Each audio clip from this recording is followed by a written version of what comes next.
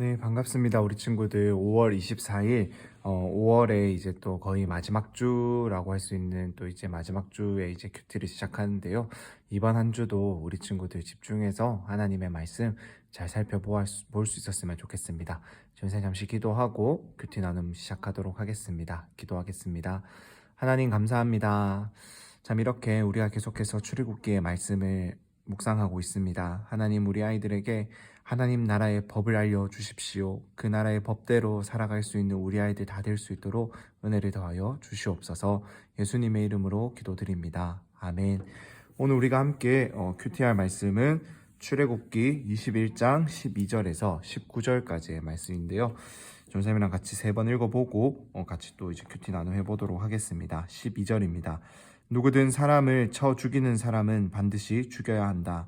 다만 의도적으로 일부러 죽인 것이 아니고 하나님께서 그의 손에 넘겨주신 일이면 그는 내가 정해놓은 곳으로 도망치게 해야 한다. 그러나 치밀한 계획하에 죽인 것이면 그를 내 제단에서 끌어내어 죽여야 한다. 누구든 자기 부모를 공격하는 사람은 반드시 죽여야 한다. 누구든 남을 유괴해 팔거나 계속 데리고 있거나 하는 사람은 반드시 죽여야 한다. 누구든 자기 부모를 저주하는 사람은 반드시 죽여야 한다. 싸우다가 돌이나 주먹으로 쳤는데 상대방이 죽지 않고 드러눕게 됐다가 다시 일어나 지팡이를 짚고 다니게 되면 친 사람이 책임질 필요는 없지만 다친 사람의 시간에 대해 손해를 보상하고 그를 완전히 낫게 해야 한다. 한 번 더 읽어보겠습니다. 누구든 사람을 쳐 죽이는 사람은 반드시 죽여야 한다. 다만 의도적으로 일부러 죽인 것이 아니고 하나님께서 그의 손에 넘겨주신 일이면 그는 내가 정해놓은 곳으로 도망치게 해야 한다. 그러나 치밀한 계획하에 죽인 것이면 그를 내 제단에서 끌어내어 죽여야 한다. 누구든 자기 부모를 공격하는 사람은 반드시 죽여야 한다. 누구든 남을 유괴해 팔거나 계속 데리고 있거나 하는 사람은 반드시 죽여야 한다. 누구든 자기 부모를 저주하는 사람은 반드시 죽여야 한다. 싸우다가 돌이나 주먹으로 쳤는데 상대방이 죽지 않고 드러눕게 됐다가 다시 일어나 지팡이를 짚고 다니게 되면 친 사람이 책임질 필요는 없지만 다친 사람의 시간에 대해 손해를 보상하고 그를 완전히 낫게 해야 한다. 마지막으로 읽어보겠습니다. 누구든 사람을 쳐 죽이는 사람은 반드시 죽여야 한다. 다만 의도적으로 일부러 죽인 것이 아니고 하나님께서 그의 손에 넘겨주신 일이면 그는 내가 정해놓은 곳으로 도망치게 해야 한다. 그러나 치밀한 계획하에 죽인 것이면 그를 내 제단에서 끌어내어 죽여야 한다. 누구든 자기 부모를 공격하는 사람은 반드시 죽여야 한다. 누구든 남을 유괴해 팔거나 계속 데리고 있거나 하는 사람은 반드시 죽여야 한다. 누구든 자기 부모를 저주하는 사람은 반드시 죽여야 한다.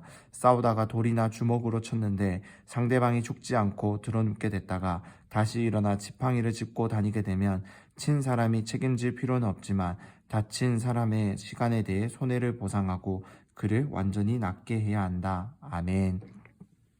네, 오늘 말씀은 하나님 나라의 백성으로서 살아가는 이제 그러한 세부적인 사항들, 세부적인 법들을 알려주고 있습니다. 먼저 하나님은 크게 10가지의 계명, 10계명을 통해서 하나님 나라의 백성들로서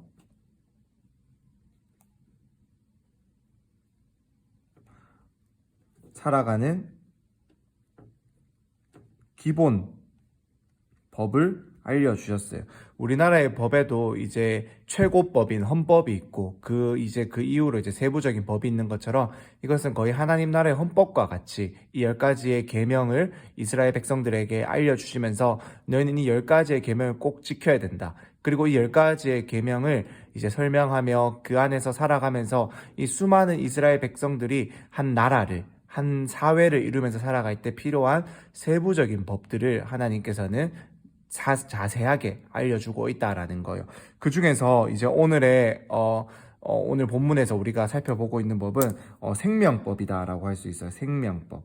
생명에 관련된 법이다라고 할 수 있는데 죽여야 한다 이런 내용들이 나오는데 하나님께서 생명을 소중히 여기지 않으시기 때문에 이렇게 잘못한 사람을 죽여야 한다, 사형에 처해야 한다라고 말을 하고 있는 것이 아닙니다. 오히려 이렇게 법을 자세하게 알려주심을 통해서 너희가 이러한 일을 했을 때는 내가 반드시 너희를 살려두지 않고 사형에 처하게 될 테니 너희가 미리미리 조심해야 된다. 특히 생명의 문제에 있어서는 너희가 각별하게 신경 쓰고 주의하고 조심해야 된다라는 것을 이 법을 통해서 하나님께서는 이스라엘 백성들에게 알려주시는 거예요. 그러니까 하나님이 어떻게 사형을 시킬 수가 있습니까? 라는, 우리가 그러한 하나님은 참 너무 잔인하십니다 라는 이러한 생각이 아니라, 하나님께서는 남의 생명을 나의 생명같이 소중하게 여기시기 때문에, 너희가 자기의 생명이 소중하다라면은 남의 생명도 소중하게 생각해야 된다. 그런데 그것을 너희가 피해를 끼쳤을 때는 나도 똑같이 그것을 갚을 수밖에 없다. 악한 것으로, 악하게 너희가 의도적으로 누군가를 살해했다면 나는 용서할 수 없는 정의로우신 하나님이다 라는 것을 이 생명법을 통해서 우리에게 알려주고 있다라는 겁니다. 특히 오늘 보면은 사람을 쳐 죽인 사람은 반드시 죽여야 한다라고 하는데, 하나님께서는 또다시 우리 이스라엘 백성들에게 알려주세요. 어떤 거냐면은, 의도적으로 일부러 죽인 것이 아니고, 즉 실수가 있었거나 사고가 있었다라면은 그는 내가 정해놓은 곳으로 도망치게 해야 된다라는, 하나님은 이렇게 생명을 소중하게 여기시고 실수를 저지른 사람을 용서하시는 분이세요. 하지만 의도적으로 고의로 그런 자들에게는 하나님은 결코 용납하지 않는 정의로운 하나님이시다라는 것을 기억했으면 좋겠습니다. 그래서 이렇게 정해놓은 대로 그 잘못을 저지른 자들에게 벌을 내리고, 정해놓은 대로 또 그들은 벌을 받아야 한다라는 거예요. 이것이 또 우리에게 알려주는 중요한 것은, 하나님이 이미 판결을 정해 놓으셨다라는 거예요. 즉, 이것은 어떤 의미냐면은, 그 사사로운 복수심 때문에 더 큰 피해를 입히는 것을 막아주는 그러한 역할을 한다라는 겁니다. 하나님이 정해놓으신 대로만 너희가 죄인들에게 죄를 물어야 한다라는 거예요. 모든 것을 심판하시고 모든 것을 판단하시는 분은 하나님이다라는 것을 하나님은 이러한 법들을 통해서 이스라엘 백성들에게 알려주고 있습니다. 이러한 법들은 지금도 우리에게 정신적으로, 이 법의 의미적으로는 여전히 동일하게 우리에게 적용이 됩니다. 부모를 잘 공경해야 되고, 우리는 남을 나보다 낫게 여기고 사랑할 줄 아는 사람들이 되어야 한다라는 거예요.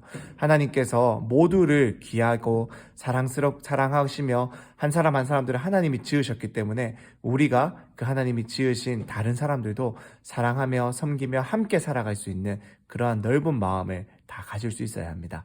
그렇게 함께 사랑하며 하나님 나라의 법을 지키며 따라갈 수 있는 우리 모든 친구들 다 될 수 있기를 저희 선생님 기도하겠습니다. 그럼 오늘의 큐티 나눔 마치고 잠시 기도하고 오늘의 큐티 나눔 마무리하도록 하겠습니다. 잠시 기도하겠습니다. 하나님 감사합니다. 오늘은 우리가 하나님 나라의 백성으로서 살아가야 할 법에 대해서 살펴보았습니다.